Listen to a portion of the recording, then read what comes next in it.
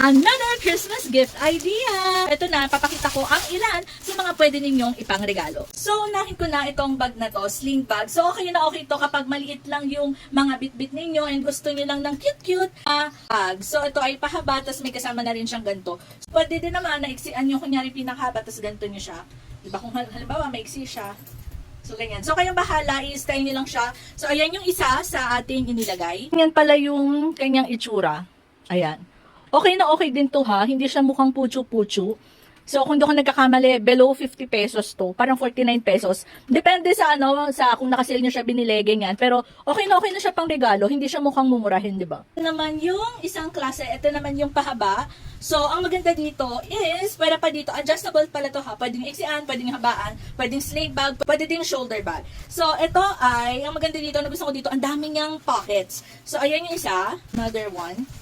So, pangalawa, diba? 1, 2, meron pa siya dito, 3.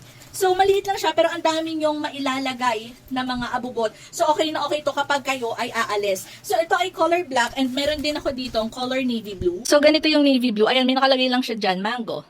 So, again, ito yung kanyang mga zipper. So, okay na okay din yung zipper niya. So, ito yung isa, ito yung pangalawa, and ito yung pangatlo. O, diba? So, sulit na sulit talaga siya, and hindi siya mukhang bulky dahil ang dami niya ng bulsa. So, hindi siya magmumukhang parang kulang yung bit-bit mo. Yun kasi yung hanap ko pagdating sa mga bags. Mahilig ako sa mga bags or wallets na sobrang daming pockets, sobrang daming lalagyan, para hindi siya mukhang bulky. Ganyan lang yung bit-bit mo, and then ang dami mo nang may lalagay, and organized pa siya. So, ayan, nilalagay ko sa yellow basket just in case na gusto nyo ito, alin man dyan, o diba, ilalagay ko lang sa yellow basket. Okay na okay to pang regalo.